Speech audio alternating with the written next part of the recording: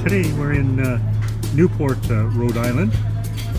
Newport was one of the largest and most important colonial seaports in the British Empire before the American Revolution. And of course it is famous for its cottages, more appropriately the Newport mansions, which we're going to tour today.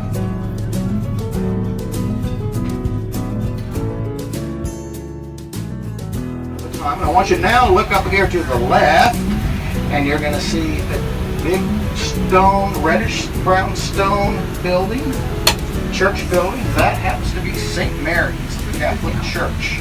That is the church where a young man named John F. Kennedy married Jacqueline Bouvier in 1953. In fact, we're coming here, you will see the area that in colonial times was lined with docks and wharves because we were one of the major seaports, trading centers of colonial America. In fact, prior to the Revolutionary War, we were the 5th largest town in all of America. We'll talk about what changed that shortly. We had very wealthy, successful traders, one of whom built the house here on the left, which is a little unusual. This was a very successful man. The house is now a 5-star bed and breakfast.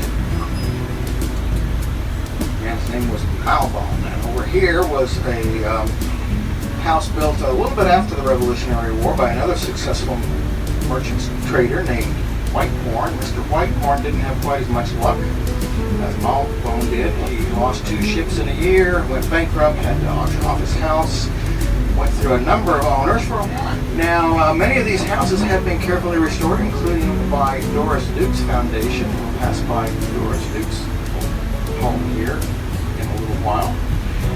We also, though, restore yachts, and this place here on the right is the International Yacht Restoration School, where you can learn how to restore yachts, you can learn how to build your own, learn how to maintain them. We're currently working on restoring a grand sailing yacht of the Gilded Age, owned by a man named Arthur Curtis James. We're going to come back and talk about him shortly. Now this lower Thames here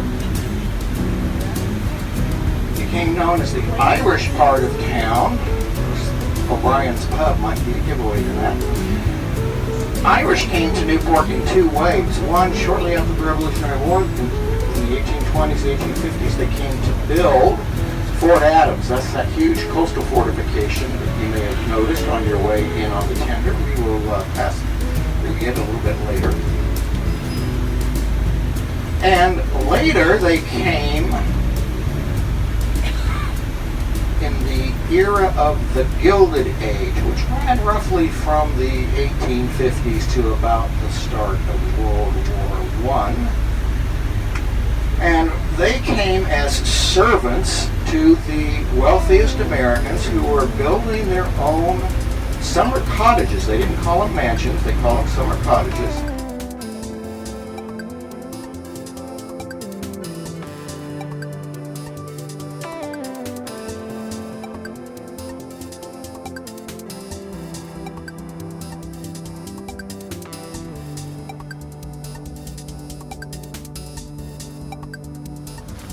So this is the Oliver Hazard Perry, and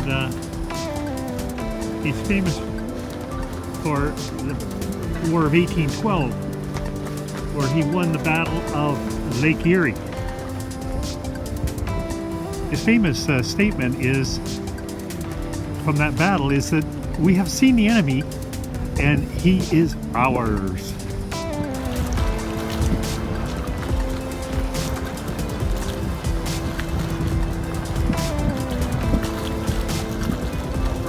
Left, we have coming up Breton Point State Park.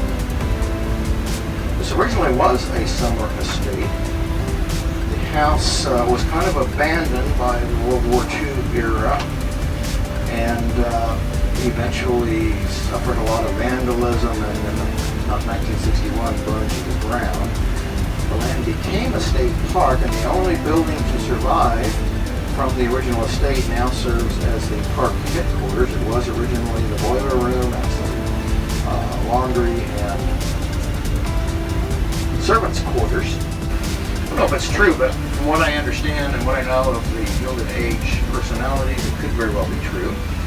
It's said that a couple bought a house out there, but they were snubbed by their neighbors. The poor wife could not get anybody to come over to her house for tea or be invited to their house for tea. So she had her husband buy all those houses, and she rented them out to her friends so she could always have a tea party going on if she wanted.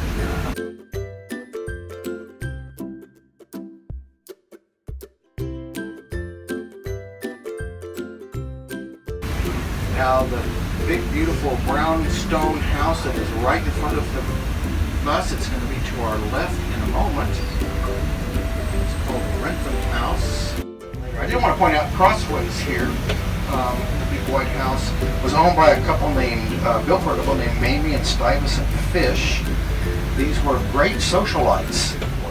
Now when these people were not partying, which was not very often, they would come down here because this is one of the world's most exclusive beach clubs. This is called Bailey's Beach. You even have to be recommended by 7 members to even be considered for membership. Those of us who do not qualify for membership in Bailey's Beach can use a little public beach around the corner there that we call Rejects Beach.